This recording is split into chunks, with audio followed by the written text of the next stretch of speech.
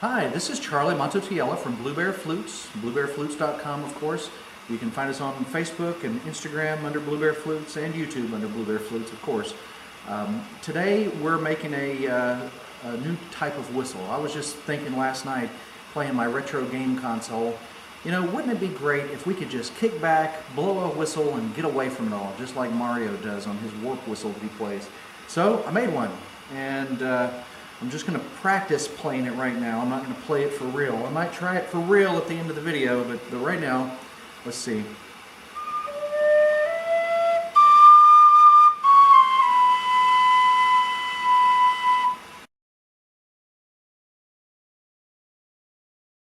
That's not too bad. I'll have to try that again in just a minute. Anyway, you know, I thought, hey, maybe I'm not the only one that wants to get away from it all. Maybe the rest of you would like to make your own Mario warp whistle. Please don't ask me if I'm going to make these and sell them. I'm not. We do make countless Native American flutes, and coincidentally, as you can guess, I've actually learned to play this, of course, on one of our 5-hole flutes with ease. It's a breeze to play it on one of those. However, for purposes of making it exactly like the Mario whistle, this is it, and it plays the same notes and everything. As a matter of fact, this is actually tuned precisely to the tone that you have on the Mario warp whistle itself. Super Mario 3, I think, is the one I was playing. Anyway, what we need to do is first find out the type of material that we're going to be using. Mine is made out of river cane. River cane's a little different than bamboo because there's not any major links. This is a piece of sawgrass. Sawgrass, in respect of the links, is similar to bamboo. The other link was somewhere down this way. And very similar in size. I know it looks a little bit smaller on the outside, but the inside diameter is really close. And of course, as you can guess, this isn't the first one of these I've made. So this one's actually a little larger than my preliminaries. Anyway, having said that, I've found a piece of material that I think will make a great one.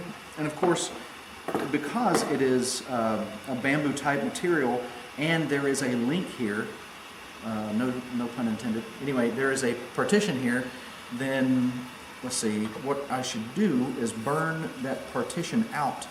You don't have to burn it out. There's like 100 billion different ways to do this. You could take a small rod and just kind of carefully rod it out, as we call it.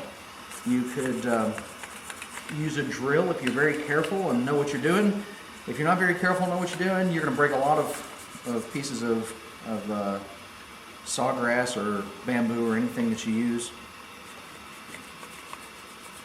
That is, if you use those types of material, I'm sure it can be made with PVC just the same. I just like to work with natural type stuff. That's not too shabby.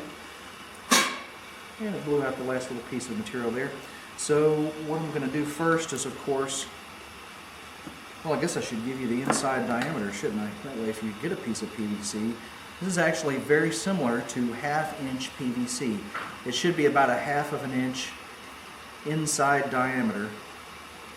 And I've got some of that laying around here. I just don't like to use PVC as much. Plus, when you make something with PVC, it's not as convenient to use the burning tools that we use for making our flutes. You don't have to use the burning tools, however. You can just simply drill this out if you're careful enough. You can use just a little, knife tool here to make the holes the way you need to. And there's a number of different techniques that you could use to make this whistle without having modern tools or using the fire like we do. But like I say, let's go ahead and get this guy started here. I'm trying to decide what would be the best. Because there's this link here, I'm going to probably position it so that the link doesn't get in the way of my fingering. The cane, I have several pieces up here, but I think the one that I'm going to use, let me check this side. It's about 1/2 inch average, so we're looking at about 1/2 inch in inside diameter, not outside. Outside doesn't matter so much.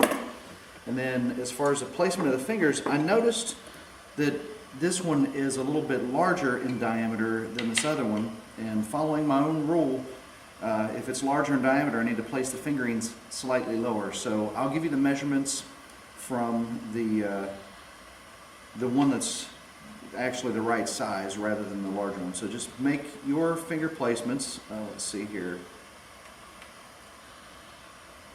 Looking at, I'm going to have to hold this guy backwards. There we go. Excellent. Anyway, let's see here. From the sound hole itself, that's this guy right here, the one that makes the noise.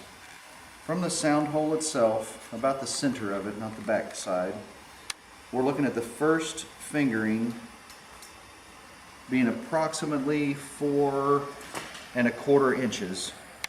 And then the next fingering, we're thinking about 6 5/8 of an inch, and then 8 5/8 of an inch. And then the end of the whistle is probably going to be somewhere around 11 inches. So from the sound hole, that's this guy on top, to the next fingering is 4¼ From the sound hole to the second fingering is 6 5/8. Sound hole to the third fingering is roughly 8 5/8. And then of course about 11 inches long. Now we'll probably shorten this up a little bit. And the mouthpiece area up here, I have about 1 inch, but I'm probably going to shave some of that off. I usually like to keep my whistle mouthpieces at least somewhere around the half-inch marker. So that way we can produce a good sound without having a giant gaping hole. But anyway, so having said that, your fingerings, you may notice after you make your first one that they need to be adjusted a little bit here or there to make sure that they fit the the sound and tune that you're trying to make out of it. And I'll tell you the notes in just a minute too when we're tuning it. But next we'll need to go over and make a plug for this and burn some holes out, and you can watch a couple of those steps here if you like. Okay, so we're going to go ahead and drill out all of these holes. There's 4 holes, of course. This is the sound hole.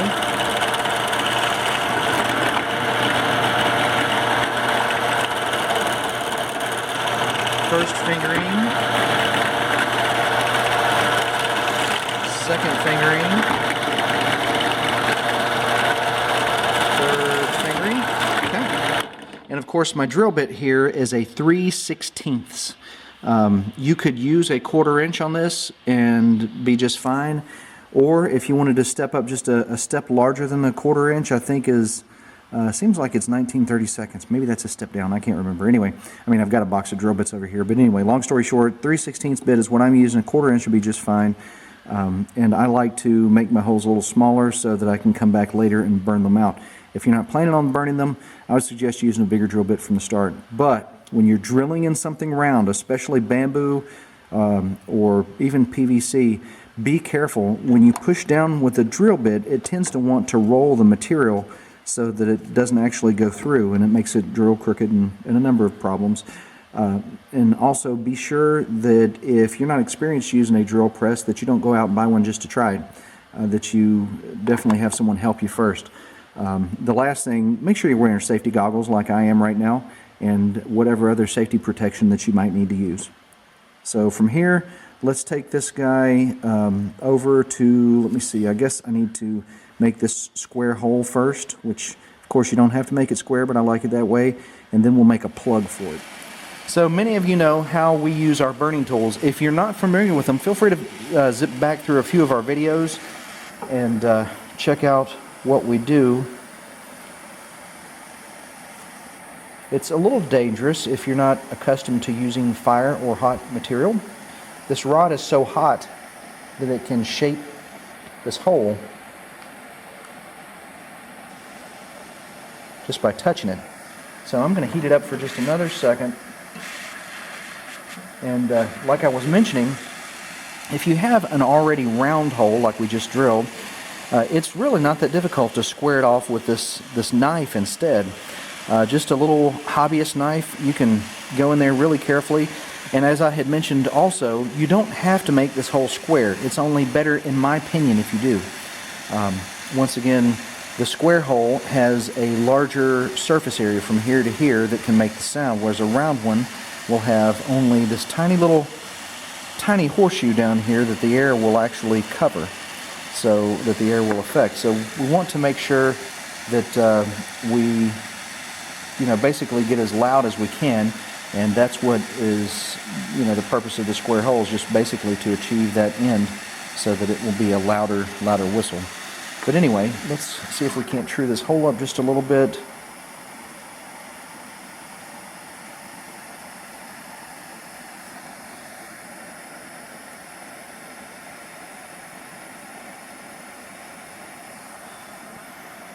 I think that doesn't look too bad. I think I can probably turn that fire off there. We'll clean it up with some steel wool. Sorry about reaching in front of you there. And you can see a nice little slanted ramp and a really good solid, what I like to call a knife edge here, the little sharp edge that, or splitting edge some people call it, that is what makes it make the sound properly. And this ramp actually helps to reduce the amount of friction that that the wind has, so that it can travel, the air will travel a little bit better. One other tool that you can use to accommodate some of this is a jeweler's file. This is a 1/4 inch jeweler's file, just like my 1/4 inch burning rod that I was using there. We do sell the burning tools on our website. They're not completely necessary. Like I say, if you're just making one whistle, I'll tell you what, it's best just to do it as simple as possible. And this is the way that I do it. So, the next thing we'll need is a plug to shove in here, and I've got a dowel. Let's see, this one's no, this is it. This is the big one. This dowel here is, of course, a 1/2 inch, which is the same size as the inside diameter. Now, depending on where you buy your dowels from, or the manufacturer, or the weather, or a number of other things, your dowel may not fit into a 1/2 inch piece of material as smooth as this one does. So you may have to sand some of this off. Earlier, when I made this one, the inside diameter of this is an odd size. It's just a weird, you know, it's not quite a 1/2 inch, and it's not quite a 7/16, which is the next one up. So I had to make a dowel that would fit it, and I just took a big dowel and I sanded it until it was the right size. You can do the same thing if you have to by whittling the dowel down carefully, just really carefully. I mean, this is old-timer type technology here, right? Easy stuff. So just whittling it down carefully all the way around, and then possibly creating a score there, like you're scoring a piece of PVC, for example. And then carefully, you don't ever want to bring the knife towards yourself. A skilled wood carver knows how to stop the knife with its still existing appendages. Let's see, because skilled wood carvers have a lot of cuts, I gotta tell you, buddy. But anyway, just come down here, trim it up as you need to, and you can make this guy whatever size you need. I used the belt sander earlier, which was a lot quicker, about the same safety level, not too much more safe, but similar, I guess. And then just run in circles, and you have shrunk the size of your dowel. One other thing that helps too is you can take a piece of sandpaper, fold it in half so that you have nice end on it there, and just kind of go around in circles. And that's how you could make a dowel a little bit smaller if you need to. We, of course, don't need to. I saved the nice end here, and I'm going to go take it over to my saw to cut it, and then I'll show you how I sand this on a belt sander, and I'll also show you how to sand it with just a piece of hand sandpaper.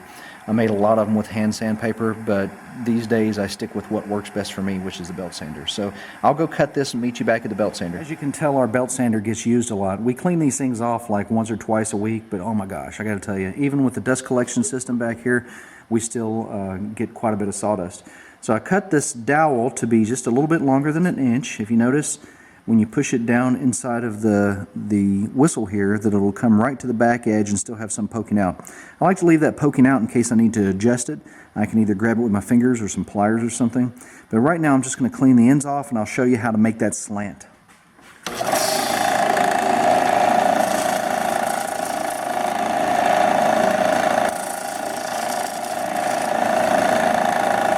And once again, don't forget you can do all of this with just regular sandpaper, which I will show you in a moment.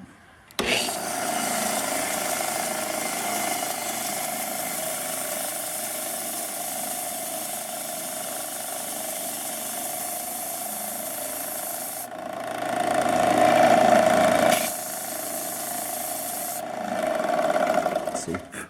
So I like The system that I use is basically I like to cut down through at least half of the bottom of this plug if the length is twice what I need it to be. Okay, so I like to cut down through half of it when I'm sanding, and this end of it needs to be about the same width but slightly smaller than the width of your hole there. So if the hole is 1/4 of an inch wide, this little flat section up here, from this where it's still round to this where it's still round, the flat piece, it needs to be roughly 1/4 of an inch wide or slightly smaller. Just a little smaller would really help out. And I also like to round the end of this off, and I'll tell you why in a moment. Okay, that's pretty good. Basically, if you round the end of it off, it allows some of the air that comes out to redirect headed down into the whistle. You want the air to come out and go across the splitting edge, and you want some of the air to go into the whistle. I have noticed in my experience of making thousands of whistles that this technique here really helps to make a very clear and very loud tone, so that's why I do that. So from the side you can kind of take a look at it. Maybe I should hold it like this for you. You can see that it's very thin down here and a little thicker up there. And this end is what we're going to stick into our whistle, but I'll show you after I show you how to sand it by hand rather than using this belt sander. By the way, sanding a dowel like this on a belt sander is quite dangerous, and you do wind up sanding off pieces of your fingers after a while, so I don't recommend it. It's just what I do. Okay, so if you had a dowel that was roughly 1 inch or 1.25 inches long like this one, and you wanted to make that flat edge on it, all you would do is hold it at an angle and sand around in circles like this. Sand it around in circles. You can go back and forth a little bit, but you want to hold it at the angle. The angle is what makes it sand that part of the block off first. And a lot of times, even though I use my belt sander to do this, sometimes I'll come back and finish it like this, because the smoother this area is, the better sounding the whistle is going to be. And you can kind of see what we've got going on here. So that's an option, of course. A lot of you are thinking that you can cut this at an angle. When they make dowels, the dowels are usually straight grained. They're not side to side, and because it's going to be straight grained, when you cut into it, it's going to want to tear off straight grain, or going with the grain, it'll tear off more than what you want. So that's why I recommend using sandpaper. Really is a much finer technique to produce a much better slant on your plug. If you have problems making the whistle plug, we do have a couple of other videos making whistles that I'm actually making plugs for, that the techniques are similar, and you can watch me make several of them. There's one I made in my car with just a piece of sandpaper, which was quite easy. Anyway, your plug goes inside of it like this. You want to keep that area there flat and parallel with the flat of the top of the whistle, and push it in there. Let me see. Once you get it in there, you can look down and see whether it's crooked or not. So watch, I think you can see me turn this. You can see it's way off right now, but even just eyeballing it from behind, you can kind of tell that you need to align it a little bit. Now the plug is pushed in a little far. You might find that that works better for you. It all depends on the shape and angle that you cut the plug at. So if that works better for you, more power to you. My plugs usually work best when they're at the very back of the sound hole here. So it's almost right up against the edge there.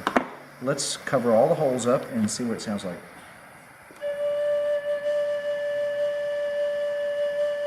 That's not too bad. I'm going to go back just a smidgen more.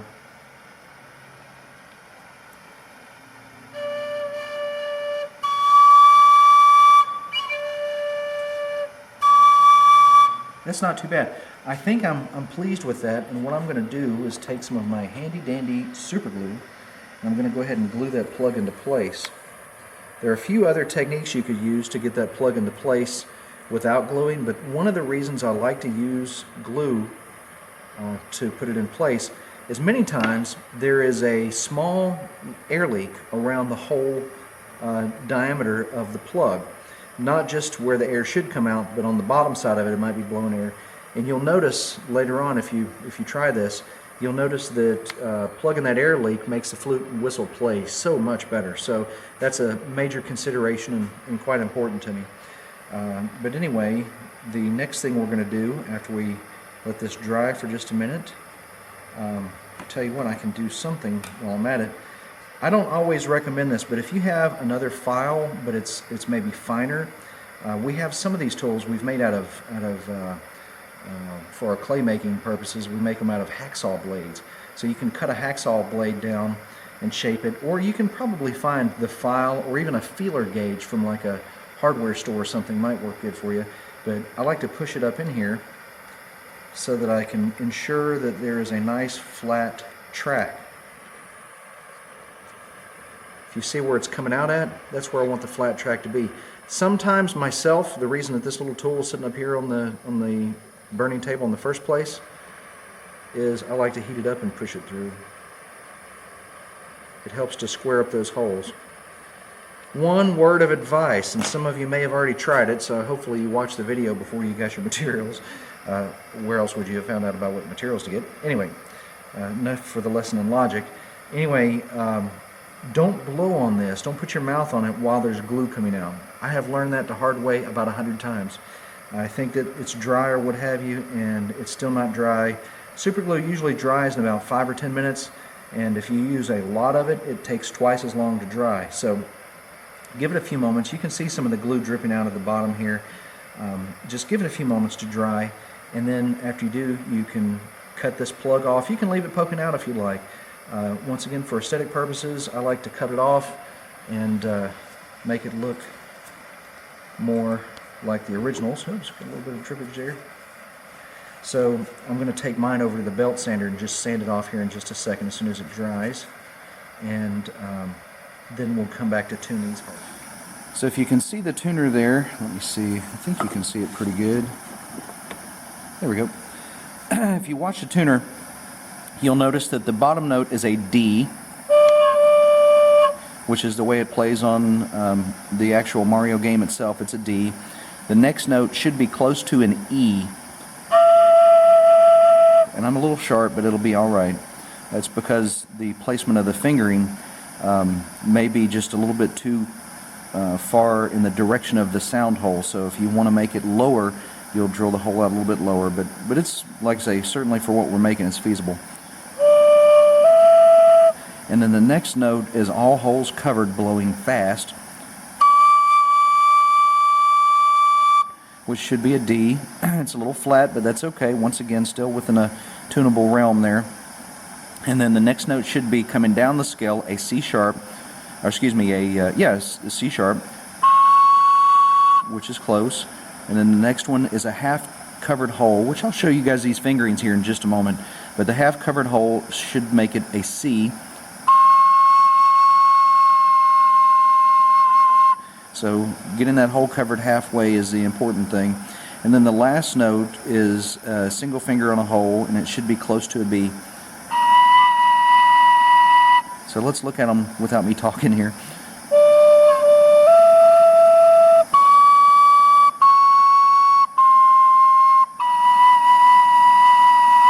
And that's it. So let's step back and see the fingerings and how to play the note, and that way you guys can be whipped away and off with your whirlwind. So this is the whistle we just completed, and I like it, but I think I like my first one I made better. And a lot of times it's like that with flute making until you really get the one particular model out that you're trying to make. You may have to practice a couple of times to get the hang of it. So to get the tone just right and get the length and get the holes in the right place, sometimes you may make some adjustments. This is the one that I made, which turned out pretty good. If you'll notice, I had to do a little filling down here on the bottom, and when I say filling, I just use a little cup of sawdust that we have here and some super glue, and I put it in there and I re-drill or re-burn my hole. So I had to do that to get it to be the note that I need it to be. So having said that, that one turned out pretty good. That's the one I was playing. But I think I like this one better. So just to show you the fingerings, you have 3 holes, so it looks almost identical to the one that's on Mario. If you cover all the holes up, that's the low note, the low D. And then you uncover the next fingering from the bottom, and that's the E. And then you cover all the holes and blow fast, and it goes to the next octave up. And then you open all holes, which which is a C sharp, half cover this one, and that's a C, and then cover this one. So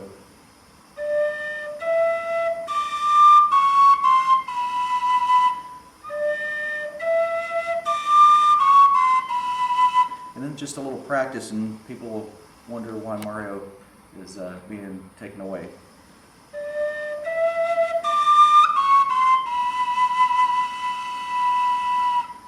So that's it. I hope you guys enjoyed this tutorial on how to make a Mario warp whistle. And like I say, it's a learning experience all the time, even for someone who's made thousands of flutes.